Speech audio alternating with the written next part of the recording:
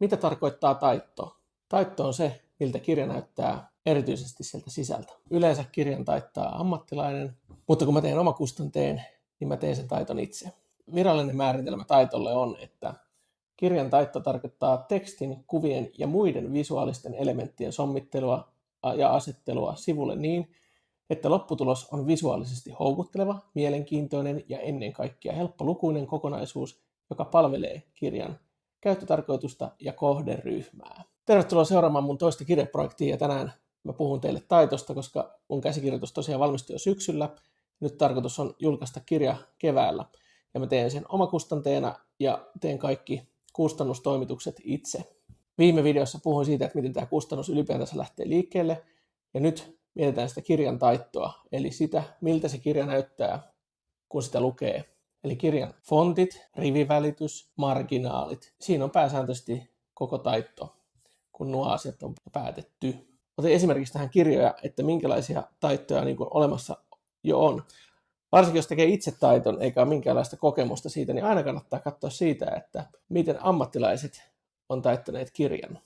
Tässä ekana on mun oma esikoisteos 300 saate, johon myös tein itse taiton. Mielestäni onnistuin siinä hyvin ja siihenkin, kun lähdin sitä tekemään, niin tutkin eka muita teoksia, että miten ne on tehty. Ja sitten sen lisäksi löytyy paljon oppaita internetissä, missä kerrotaan eri marginaaleista ja miten ne sommittelee sitten sen kirjan kanssa. Kannattaa tutustua erilaisiin oppaisiin ja lukea taitosta ja taittamisesta ja kokemuksista, miten ihmiset on tehnyt taittoja ja miten sitten esimerkiksi, jos sä valitset omakustanteen ja siihen sitten omakustanteella yleensä on erilaisia sivukokoja, niin kuin mun teos on 15,5 kertaa 22 on sen sivun koko, niin sehän määrittää sen lähtökohdan siihen, että kuinka paljon sivulla on tilaa ja kuinka suuria marginaaleja pystyy käyttämään. Yleensä kustantajalta löytyy myös suositukset siihen, että minkä kokoisia marginaaleja kannattaa käyttää siinä sivukoossa. Ja ne kannattaa tutkia läpi ennen kuin lähtee niitä muokkailemaan. Itsestäänselvyyshän monelle on se, että kirjan koko ei ole koskaan A4 tai A5. Nämä on tuttuja paperikokoformaatteja meille erityisesti kouluajalta. Mutta kirjahan ei ole oikein koskaan sen formaatin mukainen. Eli tässä on esimerkiksi tämä mun 15,5 kertaa 25 kirjakoko, minkä julkaisin esikoisteoksena, ja tässä seuraavassakin kirjassa tuun käyttää tätä samaa kokoa. Ja se on mun mielestä niin kuin riittävän kokosta erityisesti runoudelle. Katsotaan ammattilaisten tekemiä kirjoja. Otin tähän tietenkin Edith Södergranin Maailma on minun teos. Tämä on Kustantamo Setsin tekemä. Ja tässäkin on sitten tietenkin vähän isommat sivut kuin tuossa mun teoksessa. Ja täältä löytyy sitten fonttikoko on suhteellisen pientä ja sitten siinä on 1,5 ehkä tuo rivivälitys tuossa välissä. Ja sitten voi tutkia näitä marginaaleja, että kuinka paljon tänne kirjan keskiosaan jää tilaa, kuinka paljon jää kirjan ulkopuolelle tilaa. Ja sitten just se, että missä kohtaa esimerkiksi sivunumero. Näitähän voi mittailla itse sitten kanssa. Eli me voidaan ottaa nyt tämä Edith Södergranin kirja tähän esimerkiksi ja ihan viivottimella lähtee sitä mittailemaan. Eli tästä voi ruveta katsoa, että okei, sisämarginaalinen leveys tässä on noin 2,5 senttiä on tämä pituus. Sitten jo riippuen tietenkin siitä, että mitkä on kustantajat ohjeet, niin pitääkö ottaa huomioon sitten se liimavara. Eli kirjahan liimataan täältä päästä, niin kaikki se siinä sivuun tulee niin sanotusti ekstraa siellä painossa, eli se pitää selvittää, että pitääkö se taitto tehdä sille, että siinä on sisällytetty tuo liima-alue, vai onko se sitten vaan ilman liima-aluetta, ja sitten kustantamo tai painotalo itse ottaa huomioon, että se lisää siihen sun taittoon sen kuuvaran ja liimausvaran. Yleensä nämä ohjeet on aina sitten kustantajan tai painotalon ohjeistuksissa, ja jos ei ole, niin sitä voi aina kysyä. Sitten otetaan täältä vielä vaikka kotimainen klassikko, Sinuhe, Mika Valtarin egyptiläinen. Tämä on kaikille tuttu ja yksi omista lempikirjoista, ihan loistava kirja, kannattaa lukea. Tämä on VSOyn. Jahas, tämä on mielenkiintoinen. Tässä ei ole lue yhtään, että miltä vuodelta tämä on. Yleensähän se lukisi tässä etusivuilla, mutta nyt ei lue, mutta tämä on VSOyn tekemä mun isälle. Mun sisko on tämän joskus lahjoittanut vuonna 1995, että siltä vuodelta suunnilleen varmaan tämä painokin. Toki tämä on romaani, mullahan on runokirja, eli sehän riippuu myös, että minkälainen teos on, että kun on romaani, on tietenkin sitten erittäin paljon tekstiä täällä näin, ja rivivälitys on todella kapeita, ja marginaalit tuossa näette, niin täällä sisämarginaalit on ehkä vähän kapeimmat kuin nämä ulkomarginaalit, voi mitalla katsoa, että missä mennään. Eli tämä on noin 2 senttiä toi sisämarginaali ja ulkomarginaali sitten on myös se 2 senttiä. Eli nämä onkin samankokoisia, silmä vaan huijas, että näyttää. Ja sitten tietenkin ylämarginaalit tässä teoksessa on myös 2 senttiä tuolta ja alhaalla sitten kun siellä on sivunumerokin, niin on itse asiassa 4 senttiä ja sitten sivunumero on tuossa niin 2,5 sentin kohdalla on tuo sivunumero. Eli siitä voi pääsee sitten katsomaan, että esimerkkiä, että miten muut on tämän tehnyt, tämän taiton. Ja sitten tässä on vielä yksi tällainen ehkä tieteiskirja enemmänkin, en osaa lausua mutta tämä Yuval Noah Harari Nexus-kirja, tietoverkkojen lyhyt historia ja Bazarin kustantama kirja.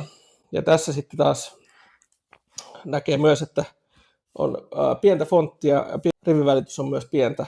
Ja tässäkin voi katsoa näitä marginaaleja, niin täällä on ulkomarginaali, niin tässä se on 1,7 suunnilleen, ja sitten sisämarginaali, niin se on ehkä noin 1,5 senttiä, ja alamarginaali on noin sentti, koska sitten tulee tuo sivunumero, ja sivunumero yläpuolella on vielä senttitilaa, ja sitten ylhäällä niin on 2,5 senttiä suunnilleen, ja sitten siellä näköjään käytetään tällaista sivuotsikointia, että tietää, mikä osuus kirjasta on liikenteessä. Mutta nämä oli tosiaan, tämä tietokirja, toinen oli tällainen romaani, ja sitten tietenkin oli tämä Edit, missä on niin kuin enemmän runokirja, ja samoin tämä mun 300 saate runokirja. Silloin kun puhutaan runoudesta, niin tietenkin jokainen sana ja jokainen lause on tosi erityisen tärkeä, koska runoudessa lähtökohtaisesti jokaisen sanan merkitys on huomattava versus sitten vaikka romaani tai ylipäätänsä muu proosa. Se, kun mä lähden miettimään sitä oman kirjan taittoa, niin kyllä mä katson sitä, että miltä olemassa olevat kirjat on tuntunut lukea. Ja onnistunut taitto on siis sellainen, että lukija ei edes huomaa sitä. Eli pitää onnistua valita sellainen fontti, mikä on mahdollisimman neutraali, mutta se totta kai voi kuvastaa sen kirjan henkeä. Ja sitten sellainen rivivälitys, että se sopii, on helppo lukea ja sopii siihen teokseen. Runoudessa yleensä niin kuin itse arvostan sitä, että tämä on niin kuin rivivälejä, tai riviväli on siis korkeampi kuin sitten vaikka muussa proosassa. Muussa proosassa se on mun mielestä ihan ok, että on niin kuin normaali rivivälitys, mutta runoudessa itse tykkää siitä, että on 1,5 tai sitten riippuu fontista ja riippuu siitä minkälainen teos, että onko jopa 2 rupeaa olla kyllä ehkä vähän liikaa, mutta 1,5 tai siihen haarukkaan menevä 1,4, 1,7 sillä välillä oleva rivivälitys on varmaan ihan riittävä. Mikä sitten kertoo, että mikä on hyvä rivivälitys? No ehkä oma silmä alkuun, että sä teet sen taiton ja valitset sen fontin ja teet sen taiton sitten sen mukaan, mikä sun mielestä näyttää hyvältä. Sitten on hyvä antaa aina se teksti jollekin toiselle luettavaksi ja kuunnella herkällä korvalla, minkälaista palautetta antaa siitä. Jos hän ei mainitse mitään fontista tai rivivälityksestä, niin silloinhan se taitto on onnistunut. Eli se, että sitä lukija ei huomaa, niin se on hyvä. Olen lukenut sellaisia kirjoja, missä rivivälitys on ollut erittäin väliä ja fontti on ollut hassun näköinen, niin se kyllä vaikuttaa siihen lukukokemukseen ja voi myös aiheuttaa sen, että ei huvita lukea sitä kirjaa. Jos ajatellaan, että tekee kirjan Comic Sans fontilla, niin mä veikkaan, että kovin moni ei sitä kirjaa lue, kun ne näkee sen fontin. Sehän on tällainen klassikko epämiellyttävä fontti. Vähän sellainen amatöörein fontti, minkä voi löytää. Miten valitaan sitten fontti? Internet on täynnä fontteja, ja jos sä käytät jotain kirjoitusohjelmaa, niin siinähän tietokoneessa automaattisesti on useita kymmeniä fontteja, ellei satoja. Riippuu tietokoneesta ja riippuu minkälaista tekstinkäsittelyohjelmaa käyttää. Mutta jos ei halua käyttää niitä olemassa olevia fontteja, niin sitten netistä löytyy siis ilmaisia kuin maksullisia fontteja. Mulla on Adobe-lisenssi, joka mahdollistaa sen, että mä pystyn käyttämään Adoben fonttikirjastoa. Ja siellä on tosi paljon erilaisia fontteja. Mä en voi vielä tässä kohtaa paljastaa mun seuraavan kirjan nimeä, koska me ei ole päästy niin pitkälle vielä tässä projektissa, että se olisi niin sanotusti kustantajalla lyöty lukkoon ja sitä kautta lähtenyt painoon. Otsikkofontti voi siis olla täysin erilainen kuin mikä se kirjan tekstifontti on. Ja monesti on hyväkin olla erilainen, se herättää huomion. Ja sitten se lukemisfontti on sitten juuri sitä, mikä ei jätä mitään mielipidettä sille lukijalle, siis se fontti, vaan se tekstin sisältö pitää olla se, mikä innostaa lukijaa lukemaan lisää. Mutta itse fontti pitää olla harmaa ja tylsä, ettei siitä jää mitään mielipidettä lukijalle. Ja se on ainakin mun filosofia. Kun lähtee miettimään sitä, että minkälaista fonttia hakee, niin kannattaa myös laittaa internetin hakusanaksi, että helposti luettavat fontit. Sieltä tulee yleensä tällaisia fontteja kuin Arial, Calibri, Helvetica, Verdana, Georgia, Cambria, Garamond, Roboto, Open Sans, Lato. Nämä on niin kuin helposti luettavia ja virallisia fontteja. Sitten on moderni ja selkeä Helvetica, Futura, PT Sans. Mä en näe mitään syytä, miksi sä vois käyttää näitä fontteja sun kirjassa tai teoksessa, mitä ikinä teetkään. Mutta se, mitä yleensä haetaan, niin on se, että erilaista tai jollain tavalla. Ja varmaan siinä ammattilaisuudessa niin taittajat itse haluaa hakeakin ammattitaitonsa takia niin erityyppisiä fontteja ja kokeilla erilaisia fontteja. Ja niin kuin maailma on täynnä niitä fontteja, niin vaihtoehtoja on ja hyvä, että niitä erilaisia fontteja käytetään. Nyt lähdetään sitten miettimään sitä, että mikä fontti olisi hyvä. Täällä fonttikirjastossa näytetään erilaisia vaihtoehtoja siihen, että mitkä tällä hetkellä on niin kuin suosittuja fontteja. Ja tässä niin kuin näkee, että nämä nyt on ehkä tällaisia, veikkaa, että niin kuin sosiaalisen median tai muuhun ajateltuja fontteja, että lukemiseen nämä on aika vaikeita fontteja, mitä tässä nyt tämä ehdottaa. Ja sitten tämä kertoo vähän, minkä tyyppisiä fontteja tämä ehdottaa, samantyyppisiä, mitä mä oon itse joskus lataillut koneelle. Ja nostaa muutenkin erilaisia fontteja vaihtoehdoksi. Tosiaan fontteja on niin kuin miljoona. Ja täälläkin tämä ehdottelee satoja fontteja saman tien. Tästähän voi lähteä itsekin hakemaan sitä fonttia. Ja kun me ollaan täällä fonttikirjastossa, niin jos on selkeä visio siitä, että mitä me halutaan, niin täällä vasemmalla on erilaisia ominaisuuksia, mitä voi valita.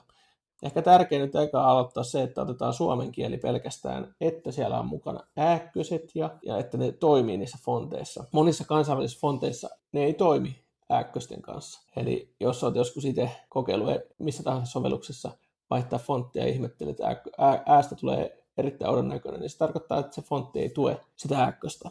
Mutta tosiaan täältä voi sitten ruveta valitsemaan, että minkä tyyppistä. Eli täällä on tällaista kaligrafista, siistiä, sivelinkynää, geometrista, ystävällistä, karkeaa, pyöristettyä ja niin edelleen tyyppisiä fontteja.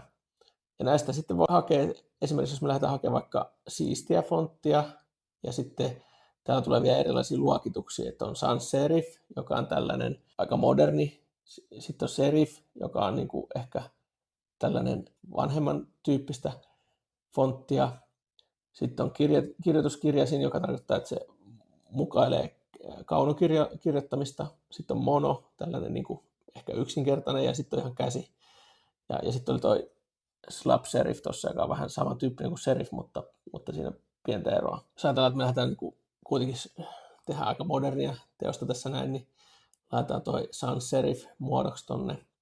Sitten me voidaan miettiä täältä vielä ominaisuuksia, että kuinka paksu me halutaan, että se fontti on, kuinka leveätä se on, korkeutta, kontrastia ja niin edelleen. Että vaihtoehtoja on, ja näillä pystyy sitten suodattaa sitä, että siitä fontista tulee sen tyyppinen. Eli jos me ajatellaan, että halutaan, että on ohuempaa ja keskileveä ja korkeus on tuollainen keskikorkea, kontrasti on tuollainen keskikontrasti ja näin, niin täältä se antaa sitten mulle vaihtoehtoja, mitä Adoben kirjastossa on. Täällä on JTungia ja tämän tyyppisiä. Sitten me voidaan tähän näin kirjoittaa, vaikka että kotona on kaikki. Mä oon ainakaan valmiiksi kirjoittanut sinne ton testin, niin se näyttää, miltä se fontti voisi oikeasti näyttää. Mä tykkään kyllä tähän kirjoittaa myös, vaikka että tulee ääkköset. Äänetön on maailma, vaikka näin. Tästä nähdään, että miltä se ääkköset näyttää siinä fontissa ja helpottaa siinä päätöksenteossa, että minkälaisilla fonteilla ladataan koneelle ja lähdetään sitten kokeilemaan sitten siihen omaan käsikirjoitukseen, että mitkä toimii. Nythän me voitaisiin lähteä kokeilemaan muutamaa erilaista fonttia, mitä mulla on jo mun koneella. Sitten ne pitää ladata koneelle, että niitä voi sitten käyttää siellä kirjoitusohjelmassa. Ja sitten siinä simuloi, että miltä se näyttää, vaikka se runo tai sitten se proosateksti, mitä ikinä sä kirjoitatkaan, niin voi katsoa, että miltä se näyttää. Ja siihen fonttihan vaikuttaa myös se, että onko se ihan normaali vai käytetään siinä puolilihavoituu vai lihavoituu, onko se kursivoituu ja kuinka iso fontti. Et aika tyypilliset fonttikoot niin kuin kirjassa on 10-12, sillä välillä monet suosittelee sellaista 11. Sekin riippuu sitten teoksesta ja sen luonteesta, että kuinka iso. Jos on liian pientä se fontti, niin sitähän on vaikea lukea, ja jos se on liian iso, niin sitten se voi näyttää vähän niin kuin hölmöltä, ja se ei välttämättä liian isokaan fontti ei ole kiva lukea. kirjoja on kirjoittu maailmassa tuhansittain, niin eiköhän se, kun puhutaan, että se on se 10 ja 12 välillä se keskikoko sillä tekstin koolla, niin kyllä mä lähtisin sillä linjalla, mitä muutkin on kautta historian tehnyt, koska se on hyväksi havaittu. Mä kirjoitan Apple-koneella ja siellä on automaattisesti tällainen ohjelma kuin Pages, joka toimii mun mielestä ihan riittävän hyvin. Monet käyttää Microsoft Wordia tai sitten tästä muita tekstinkäsittelyohjelmia. Jokainen monesti suosittelee sellaista ohjelmaa, mitä on tottunut itse käyttää ja oppinut käyttää. Ja monessa ohjelmassa on erilaisia juttuja, mitkä helpottaa kirjoittamista. Mä oon koko ikäni käyttänyt Wordia ja sitten myös tätä Pages-ohjelmaa. Mun mielestä tämä on riittävän hyvä. On ainakin runoteoksiin riittänyt. Tässä jos lähdetään katsomaan nyt sitten tutkimaan sitä, että minkälainen välitys sopii mun teokseen. Jokaisella rivillä on merkitystä ja jokaisella sanalla. Ja olisi hyvä, että ne olisi helposti luettavia. Mulla lähdetään liikkeelle tästä, niin tässä on niin kuin perus Arial. Täältä voidaan valita sitten näitä välityksiä, eli voi olla täsmälleen kuinka monta pointtia, tai sitten voi olla just, että 1.3 riviä tai 1.4. Totta kai pitää valita, joka täältä runo, ja sitten täältä ottaa vaikka rivivälitys, ja sitten siinä esimerkiksi 1.4 näyttää tolta. Ja me voidaan kokeilla tätä sitten, jos haluaa miettiä sitä, että mikä fontti sopii, niin lähdetään siitä liikkeelle. Tämä on nyt 12, tämä fonttikoko, 12 pt, ja otetaan täältä sitten erilainen fontti, vaikka Optima, niin nähdään, että miltä se näyttää siinä. Pystytään vertaamaan, että kumpi on meidän mielestä parempi. Tämä on nyt 100% koossa, eli siinä koossa, mitä se kirjassakin tulee olemaan. Mehän voidaan ottaa tähän vielä lisää vaihtoehto, ja kun mä siitä heitin läpällä siitä Comic Sansista, niin tämähän on se fontti, mitä ikinä ei pitäisi käyttää, mutta totta kai saat käyttää, jos siltä tuntuu, mutta on tuo erilaisen fiiliksen siihen runoon. Mutta laittiin se huumorilla siihen nyt. Ja näitä tai rivivälityksiä voi sitten kokeilla. Eli tuossa on niinku yhden rivin välityksellä, kun puhutaan runoudesta, niin aika tiiviltä näyttää ja voi olla vaikea lukea ja omaksua, koska runoudessa ainakin oma tavoite on se, että lukija pysähtyy ja osaa myös lukea tietyllä tavalla rivien välistä sitä, mistä se runo kertoo. Ja silloinhan rivivälitys pitää olla suurempi, että rivien välistä voi lukea. Ja tässä on niin rivivälitys tässä 1, mutta sitten jos mennään tänne näin, muutetaan sitä rivivälitystä, mä puhuin tuossa 1.4 jossain kohtaa, niin se näyttäisi tolta.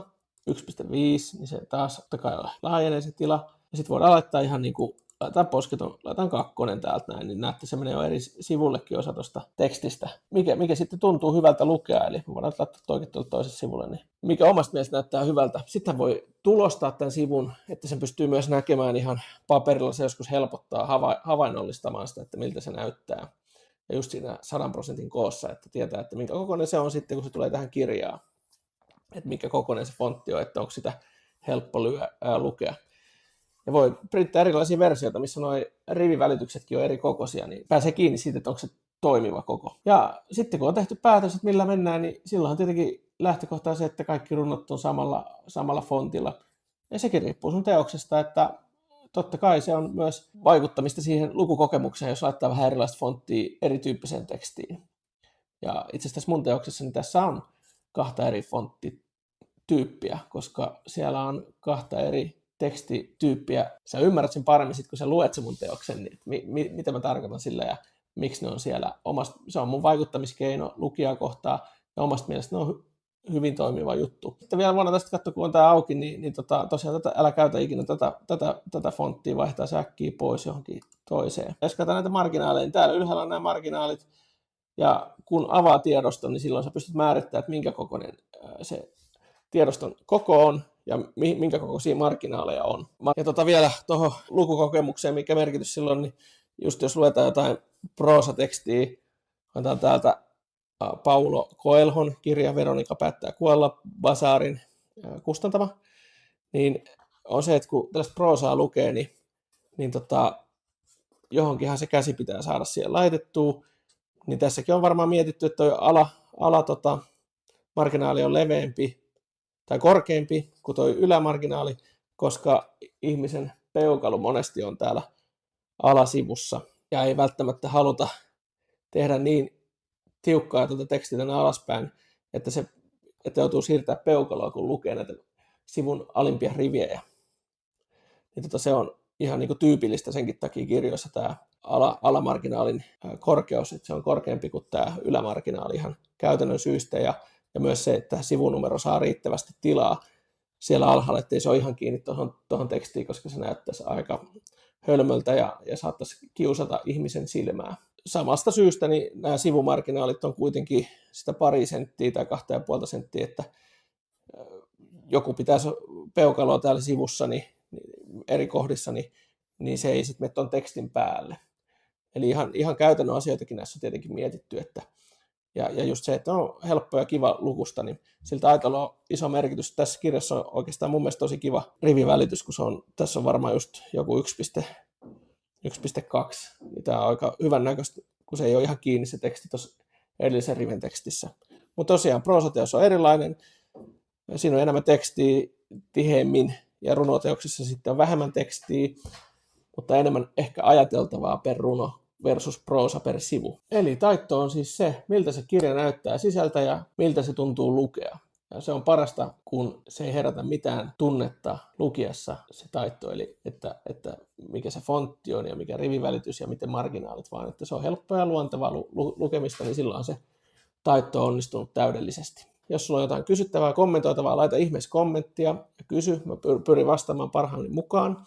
En ole taiton ammattilainen, mutta olen sitä tehnyt, niin jonkunlaista kokemusta siitä on. Meillä on paljon Suomessakin huippuammattilaisia taitossa. Jos sä oot epävarma siitä, kun sä lähdet tekemään kirjaa, että sä et oikein tiedä, miten se taitto tehdään ja haluat kuitenkin varmistaa, että se taitto onnistuu, mutta epäilet omia taitoja, etkä halua lähteä sitä kokeilemaan, niin meillä on paljon ammattilaisia, jotka tekee taittoja työkseen ja niin sanottuja freelancereita, joihin voi ottaa yhteyttä. Sosiaalisen median kautta löytyy aika hyvin ihmisiä, kun lähtee etsimään niitä. Ja sitten tietenkin kustantamon kautta löytyy yhteystietoja eri taittajiin. Mä käytän BOD:tä ja siellä on erikseen taittopalvelu, jonka voi ostaa.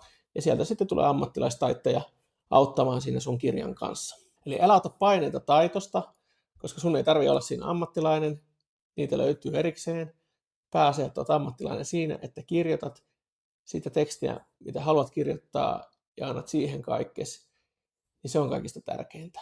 Mutta jos haluat tehdä taiton itse ja olet miettinyt, että miten se tehdään ja mitä se on, niin mä toivon, että tämä video auttoi sua siinä ja kannustaa sua menemään eteenpäin oman taittosi kanssa. Kiitos kun katsoit tämän videon. Jos et vielä seuraa mua, niin laita tili seurantaan. Mukavaa, että olette mukana tässä matkassa. Toinen kirjaprojekti on siis käynnissä. Taitto tehdään nyt ja sitten sen jälkeen viimeistellään kirjan kansi, se mikä markkinoi sitä kirjaa, minkä takia joku valitsisi juuri sen kirjan. Onko se kansi riittävän mielenkiintoinen ja mielenkiintoa herättävä, että se halutaan ostaa tai lukea esimerkiksi sitten se takakansi, jossa kerrotaan, mistä se kirja kertoo, jotta on valmis sitten tekemään ostopäätöksen tai sitten lukupäätöksen, että haluaa lähteä lukemaan sitä kirjaa. Nyt tuli taitto ja seuraavaksi kansi. Pysy mukana, laita tili seurantaa, tykkää, kommentoi ja aina voi jakaa videon. Kiitos, palataan seuraavassa videossa. Mukavaa päivää. Moi moi!